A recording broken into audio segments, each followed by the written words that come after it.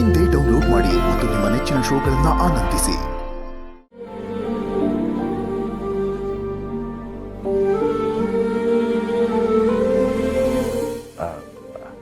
ಅವ್ವ, ನೀನ್ ಮಾತಾಡಿಲ್ಲ ಅಂತ ಎಲ್ರ ಮುಖ ಹೆಂಗ್ ಬಾಡೋಗ್ಬಿಟ್ಟೈತೆ ನೋಡು. ಈ ಮನೆಗೆ ಮೆಸ್ಸಿಗೆ ನಿನ್ ದನಿನೇ ಕಿರೀಟ ಇದ್ದಂಗೆ. ನೀನ್ ಮಾತಾಡಿಲ್ಲ ಅಂದ್ರೆ ನಾವೆಲ್ಲ ಸಪ್ಪೆ ಆಗೋಯ್ತಿರವು.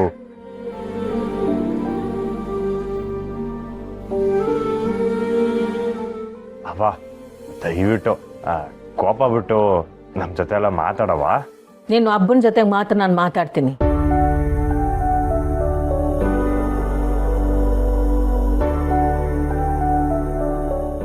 ಆದ್ರೆ ನಿನ್ ಮ್ಯಾಕು ಕೋಪ ಇರ್ತದೆ.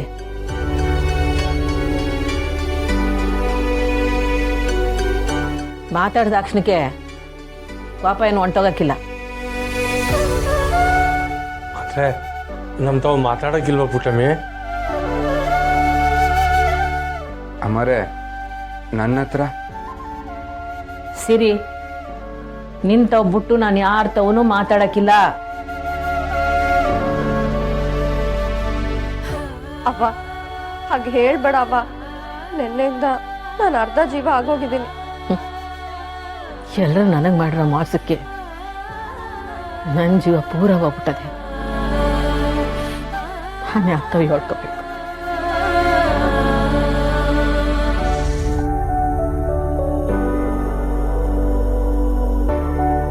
ಅವ ಏನೋ ತಿಳಿದೋ ತಿಳಿದೇನೋ ಎಲ್ರೂ ತೆಪ್ಪು ಮಾಡ್ಬಿಟ್ಟವ್ರೆ. ಇದೊಂದ್ಕಿತ ನೀನ್ ಹೊಟ್ಟೆ ಹಾಕೊಂಡ್ಬಿಡವಾ? ನೋಡ್ಸಿರಿ, ನನ್ನ ಕೋಪ ಏನು ಅಂತ ನಿನಗೆ ಸದ್ಯದಾಗೇನೆ ಅರ್ಥ ಆಯ್ತದೆ. ಆಗ ನೀನು ನನಗಿಂತಲೂ ಕೋಪ ಮಾಡ್ಕೊಂತೀಯ.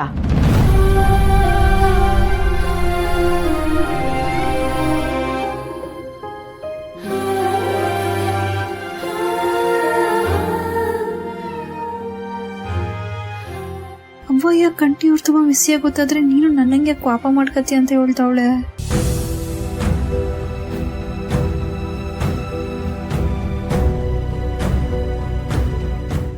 ಇಲ್ಲ ಕಣವ, ನಾನು ಕೋಪ ಮಾಡ್ಕೊಳಕಿಲ್ಲ ಅಂತ ಅವಾಗ ಹೇಳಿಲ್ವೇ?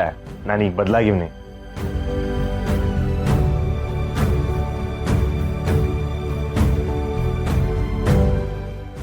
ಈಡ್ಚಿನ ಅದೆಲ್ಲ ಸುಳ್ಳು ಅಂತ ಹೇಳ್ತಿದ್ದಲ್ಲ ಕಂಟಿಯಣ್ಣ.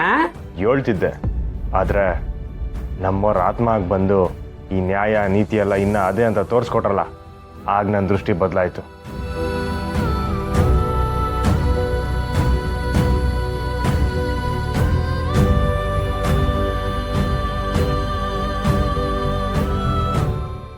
ಕಂಟಿಯಣ್ಣ, ಇನ್ಮೇಲೆ ಯಾವ ಗಲಾಟೆಗೂ ಹೋಗಕ್ಕಿಲ್ವಾ?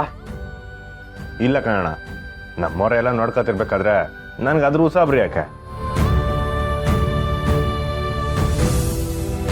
ಇನ್ಮೇಕೆ ಅವ್ರಿಗೆ ಹೆಂಗಿಷ್ಟನೋ ಹಂಗೆ ಬದುಕ್ತೀನಿ.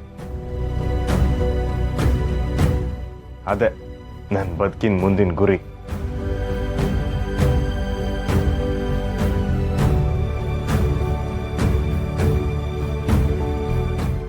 ಒಳ್ಳೇದಾಗ್ಲಪ್ಪ, ಸಂದಾಕಿರು.